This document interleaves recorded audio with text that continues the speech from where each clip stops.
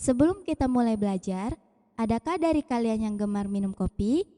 Nah, ketika kalian melihat secangkir kopi dan biji-biji kopi, dapatkah kalian menjelaskan bagaimana masyarakat Indonesia mengenal kopi?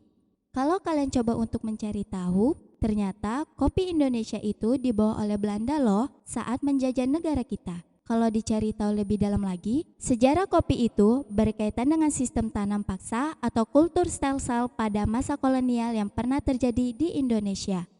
Nah, bagi penikmat kopi, tentu akan lebih seru apabila kalian mengetahui dan dapat menjelaskan keberadaan kopi yang kalian nikmati. Di balik cerita tentang kopi, ternyata berhubungan juga dengan peristiwa bersejarah.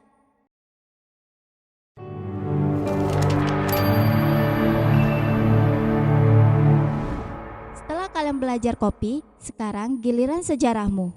Pernahkah kalian menemukan dan melihat foto kalian pada masa kecil? Dari foto masa kecil tersebut, apakah yang dapat kalian ceritakan tentang diri kalian? Dapatkah kalian menulis berbagai peristiwa penting dan bermakna dalam kehidupan kalian? Kegiatan itu juga sudah termasuk dalam sejarah loh. Jadi, sejarah itu seru kan? Mengapa kita perlu mempelajari ilmu sejarah? Setelah membaca materi tentang ilmu sejarah sejak masa kecil, tentu kalian menemukan manfaat dari belajar ilmu sejarah. Ilmu sejarah mempelajari berbagai peristiwa pada masa lampau yang berguna untuk menjelaskan dan mengungkapkan berbagai peristiwa pada hari ini dan masa mendatang. Hal inilah yang dimaksud dengan masa lalu selalu aktual dan relevan. Dikumpulkan dari berbagai sumber, kegunaan ilmu sejarah itu ada beberapa, yaitu 1. Menjelaskan bagaimana manusia dan tindakan mereka mungkin dipengaruhi oleh situasi politik, masalah ekonomi, atau kondisi geografi.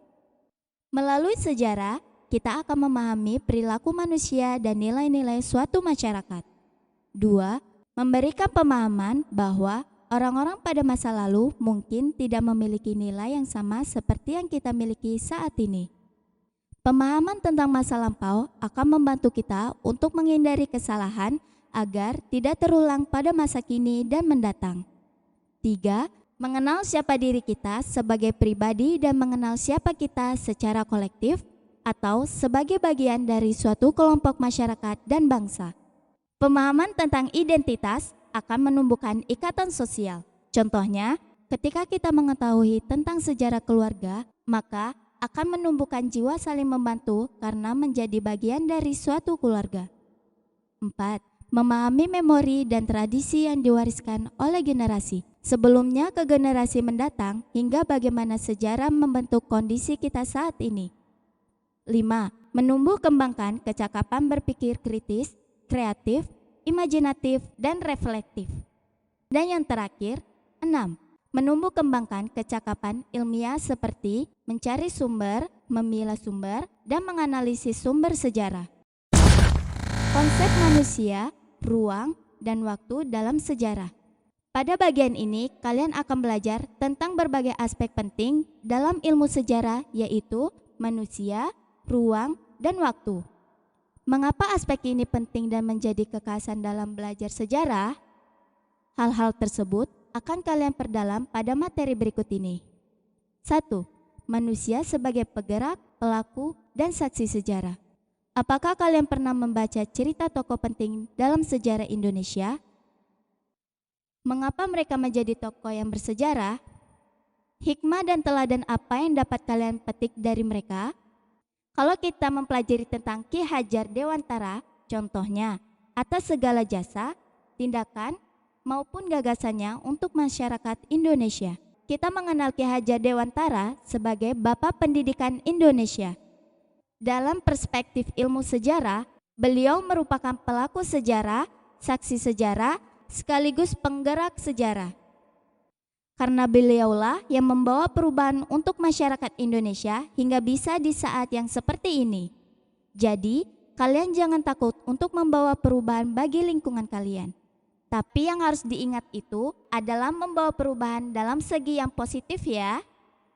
Kemudian yang kedua, sejarah dalam dimensi ruang dan waktu. Dalam ilmu sejarah, dimensi ruang merujuk pada tempat suatu peristiwa terjadi. Dimensi ruang menjelaskan tentang kondisi dan situasi suatu peristiwa terjadi. Dimensi ruang sejarah dapat berdasarkan skala lokal, nasional, maupun global. Lokasi atau wilayah kalian tinggal selalu memiliki sejarah lokal. Walaupun terjadi pada tingkat lokal, peristiwa tersebut seringkali berkaitan dengan berbagai kejadian di tingkat nasional maupun global. Nah, sedangkan dimensi waktu merujuk pada kapan suatu peristiwa terjadi. Dimensi waktu dapat berupa detik, jam, hari, minggu, bulan, tahun, bahkan abad pada masa lampau yang menunjukkan kapan suatu peristiwa terjadi. Waktu juga ditandai oleh peristiwa lain yang terjadi bersamaan dengan peristiwa itu sendiri. Misalnya, ada orang menandai waktu kelahirannya dengan peristiwa lain yang bersamaan terjadinya seperti peristiwa bencana, misalnya gunung meletus. Akhirnya bayi tersebut dinamain deh Putra Krakatau. Nah, yang terakhir ada kronologi dan sinkronis dalam sejarah. Kalian pasti sudah mengerti arti kata kronologi kan? Suatu kejadian yang dijelaskan dalam lintasan waktu yang disampaikan secara berurutan dari waktu yang paling awal hingga yang paling akhir. Dalam ilmu sejarah, kronologi itu harus dipahami setiap detailnya. Karena jika kita ketinggalan saja satu peristiwa, maka sejarah itu akan berbeda nantinya. Begitu juga dengan hal-hal yang kita ketahui saat ini. Kita harus tahu dahulu secara rinci kronologinya sebelum kita dapat memutuskan atau menyimpulkan suatu kejadian. Setelah kalian belajar tentang berpikir kronologi, diskusi kita beranjak pada sifat sinkronis. Apakah yang dimaksud dengan sinkronis?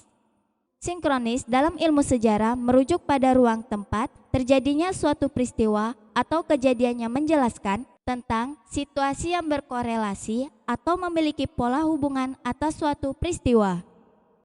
Nah, sampai deh kita di akhir video. Segitu aja materi kita hari ini. Semoga dengan meluangi waktu beberapa menit saja untuk ngedengerin ilmu dapat bermanfaat besar untuk hidup kalian.